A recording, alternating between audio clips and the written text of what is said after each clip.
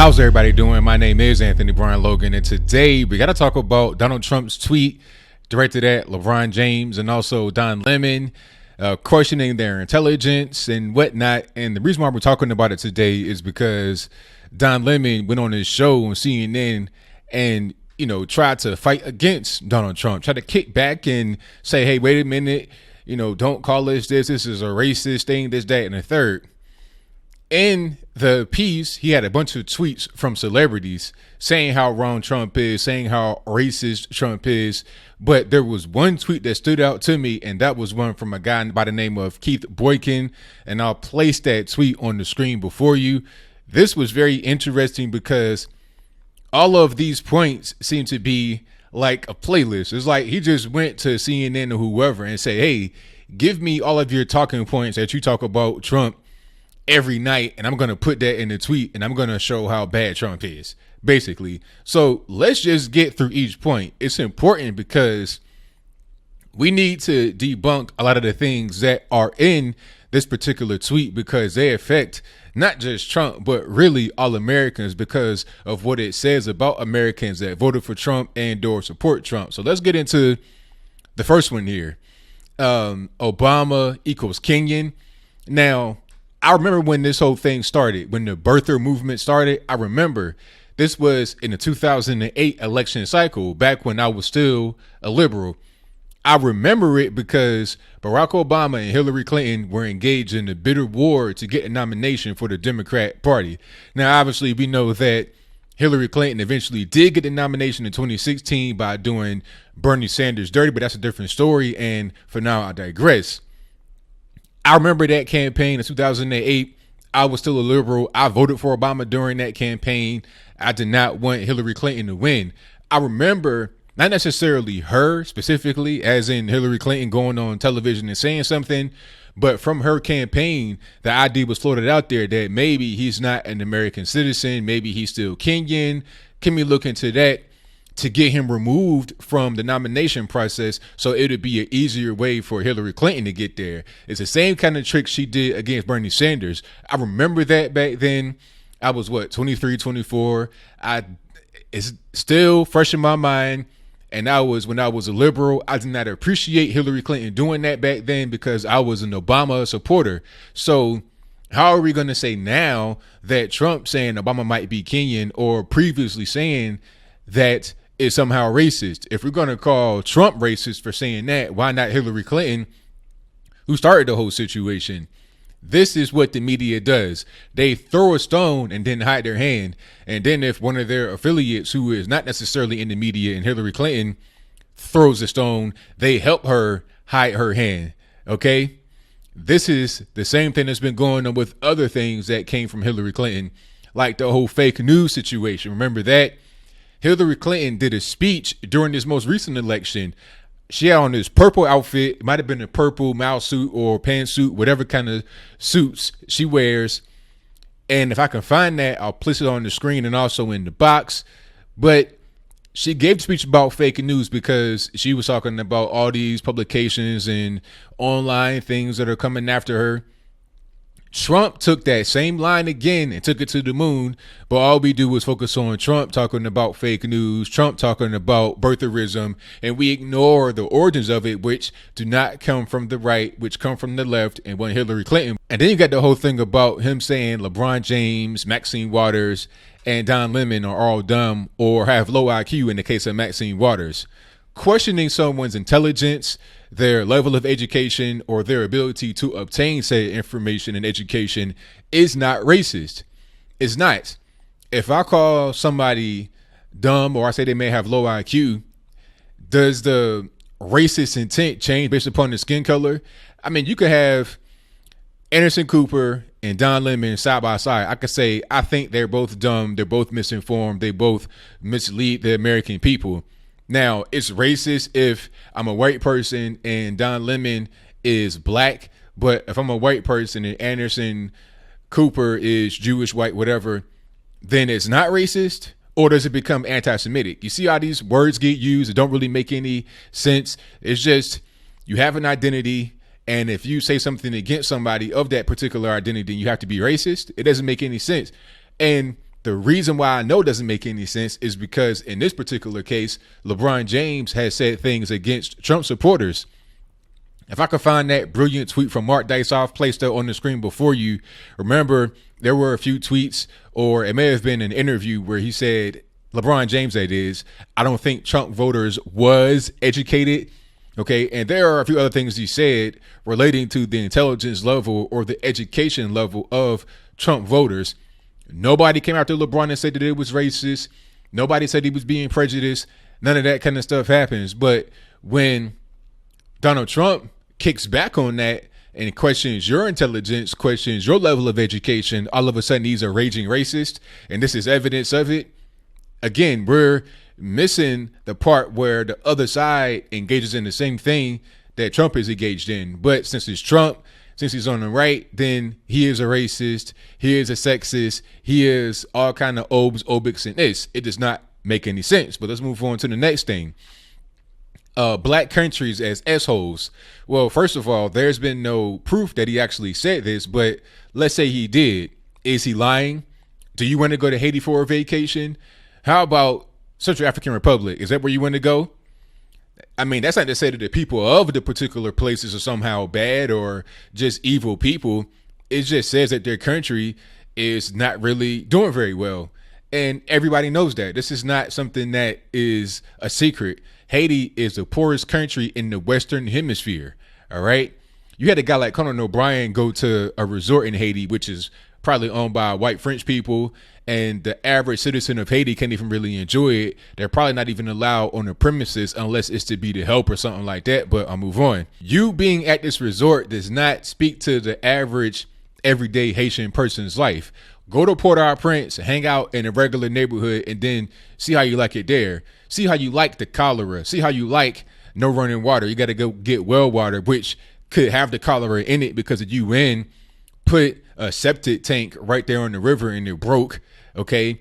You got the Nepalese guys that put their cholera infected stool into the water, which poisoned a lot of Haitian people. I mean, the country is doing very badly. That's not something that can even really be disputed. That's why a lot of people from countries like Haiti are trying to come over here, because our country is doing better than theirs. But let's move on to the next thing. Black athletes, SOBs. Now, everybody knows he was talking about the guys that are kneeling on the field, you know, during the national anthem with the NFL. These guys are not all black. And I think a lot of people feel the same way he feels. Not necessarily just veterans or anything like that. You have guys like myself who are not veterans, but are patriotic civilians. You got regular everyday moms and dads that don't appreciate the disrespect that is shown towards the national anthem and the flag. Now, the NFL guys may come out and say, well, it's not about the flag, it's about police brutality. I think every person with a functional brain and a pair of ears and eyes know that there is a grievance in the black community as it relates to police brutality. So there's no need for you to continuously kneel every single Sunday to tell me the same thing you told me for the past 2 years every Sunday. I get it. What are you going to do to actually fix it? Probably nothing. I think the whole thing about kneeling is just to get attention, because Trump offered these guys an olive branch to say, hey, if you know anybody that's in the penitentiary right now that shouldn't be there, put their names on the list and I'll see what I can do to get them out.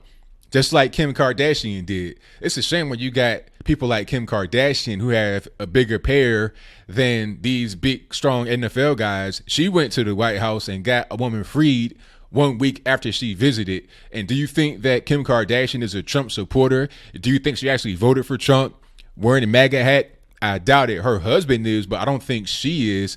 But all of that didn't even matter. She had a grievance. She went to the man, addressed the grievance in a civil way. 1 week later, the grievance was solved. That's how you get things done. But these guys in the NFL don't care about that. But I digress. The black tenants unwelcome. Now, Don Lemon, really?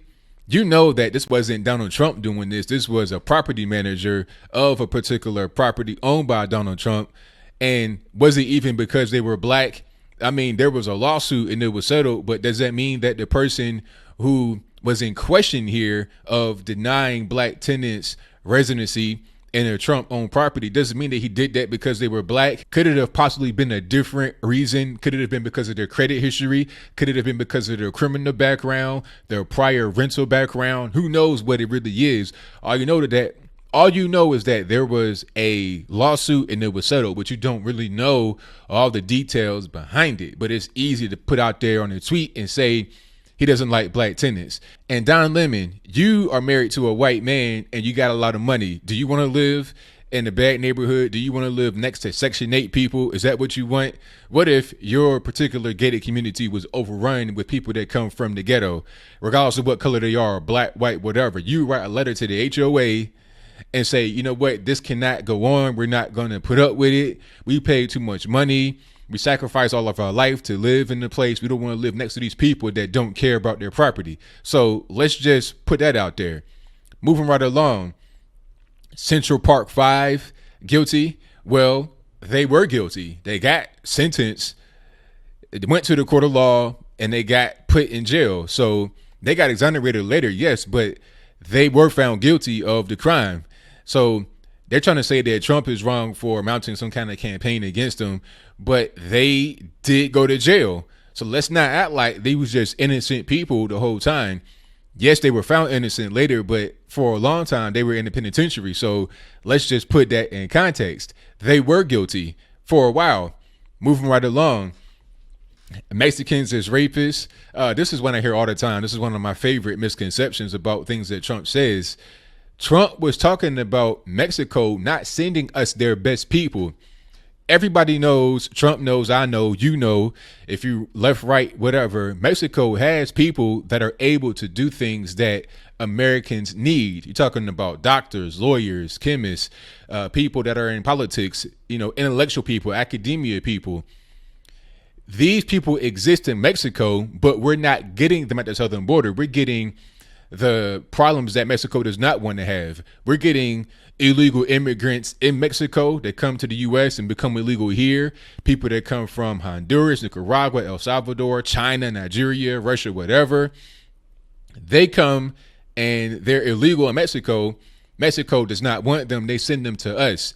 They send us their problems. They send us their garbage. It's the same thing that Cuba did with the boat lift in Miami. He sent all the perverts, rapists, murderers to Miami, and they wreaked havoc on the city during the whole drug war situation. It's the same thing Mexico does in a certain extent. That's what he was referring to, not just the average everyday Mexican person. We're talking about those who come illegally that Mexico does not want, because they're emptying their trash upon our shores. But the next thing is Muslims as terrorists. Now, we all know that not all Muslims are terrorists, but we all know if you are in a particular place, you minding your own business, eating your chicken biscuits or whatever, all of a sudden you hear Allahu Akbar and people are shouting this over and over again, you're prepared to die at that point. You're getting your weapon. You're doing whatever you got to do to get prepared for whatever comes your way. Okay. So let's not act like there's not any kind of correlation between Islam and terrorism. Again, not all Muslims are terrorists, but usually when you see a terror attack, you think Muslim first and you're usually right. Now, I suppose this guy, Keith Boykin and Don Lemon, by reposting this, is talking about the so-called Muslim ban. First of all, if it was a true Muslim ban, then he would ban the countries that have the most Muslims in them. You're talking about the Indian subcontinent, India, Pakistan, Bangladesh, Afghanistan. That'd be an obvious one. Indonesia, where Obama grew up for a little while, but I digress. You would ban those countries, but those countries are not on the list, nor have they ever been on the travel restriction list. The reason why you had the countries on the travel restriction list is multifold, but the biggest reason is because we can't really verify the documents people that come from there. We don't really know who they are. They could come from Syria, they could come from Iraq. We don't know what's really happening, so we had to put a pause on the travel. It's very simple, but people don't really understand that. And the next thing, Indians is fake. You're probably talking about Elizabeth Warren. I mean, come on, Elizabeth Warren. She looks like she could come straight from Germany. She looks 100% European. So for her to say that she's Native American, I mean, come on, you're talking about a $5 Indian at best the people who would be the best arbiters of this situation are other Native Americans, and they don't look at her as Native. There was a documentary done about this. I think it was in Cherokee, North Carolina, which is a very, big Native American place. They said they don't recognize her as that. They are really offended at this white woman calling herself Native American when she's obviously not. But the next thing here is Nazis as very fine people. And this is probably the biggest one here because I keep hearing this over and over again. The quote from the Charlottesville situation, the aftermath of it, when Trump said there are good people on both sides, people are talking about, how could you say that? How can you humanize Nazis? You are ridiculous. You are a pig, this, that, and the third. But let's put it in the proper context of what he was actually saying. First of all, the Charlottesville conflict was not just about so-called Nazis versus so-called non-Nazis. It was a matter of the statue of Robert E. Lee on the campus of UVA. All right. Some people wanted the statue to go, others wanted it to stay. That was the two sides right there. Okay. Stay, leave. That was the two sides. Now, on both sides, there were all kinds of different people. You had those who were on the stay side who may have been Nazis, who may have been white supremacists, who may have been KKK. But the majority of people there were not in those groups. You had regular, everyday people, college students, people who wanted to preserve history for one reason or another, who did not want to see history get rewritten in the eyes of the victor. Because let's not get it twisted. The Union and the Confederacy both had their issues. There was slavery on both sides of the war all throughout the entire war. Matter of fact, the emancipation only impacted southern states. It did not impact the northern states. The northern states had their slaves after they ordered the South to get rid of their slaves. So that's why you can't really rewrite history, because you're not going to understand that whole thing. All you're going to think of is the South being the bad guys who were pro-slavery, but you want to think about the North having slaves this entire time. They did not really care about slavery that much. It wasn't a fight to really end slavery, but I digress for now. On the other side of the coin were those who wanted the statue to go. On that side, you had your Black Lives Matter, your Antifa, you had rabble rousers who came from other places to cause problems. But you also had regular, everyday people, college students, regular citizens from a particular area in Charlottesville who wanted the statue to go for their own reasons. That's why Trump said there were good people on both sides. But the fake media, the lying media, the fake pundits like Keith Boykin, the fake pundits like Don Lemon, uninformed individuals like LeBron James will take that little soundbite of the Charlottesville reaction and then say he was trying to say Nazis were good people. He said no such thing. Matter of fact, during that particular speech, he said that he denounces all the Nazis, all the white supremacists, all the KKK. But these people don't hear that. They hear what they want to hear. So that was on my chest. I wanted to get it off. I actually recorded this a little bit earlier, but I had to do it over again because the sound didn't come out right. I'm going to fix that sound as far as my GoPro in the vehicle is concerned. But that was on my mind. I wanted to get it off. But I want to hear your thoughts. Do you think that I'm correct in my assertion that this whole laundry list of things that Keith Boykin tweeted is just what the media goes off of every single day? It probably came straight from CNN's headquarters in Atlanta. These are talking points. Stick to it no matter what. It doesn't matter if it's true, false, or whatever. But do you think I'm wrong? Do you think that I got something wrong in this particular list? Did I get everything wrong? Whatever your comments are, please let me know in the comments below. And that's all I got to say for this video. If you like what you heard, please comment, rate, share, and subscribe. Peace.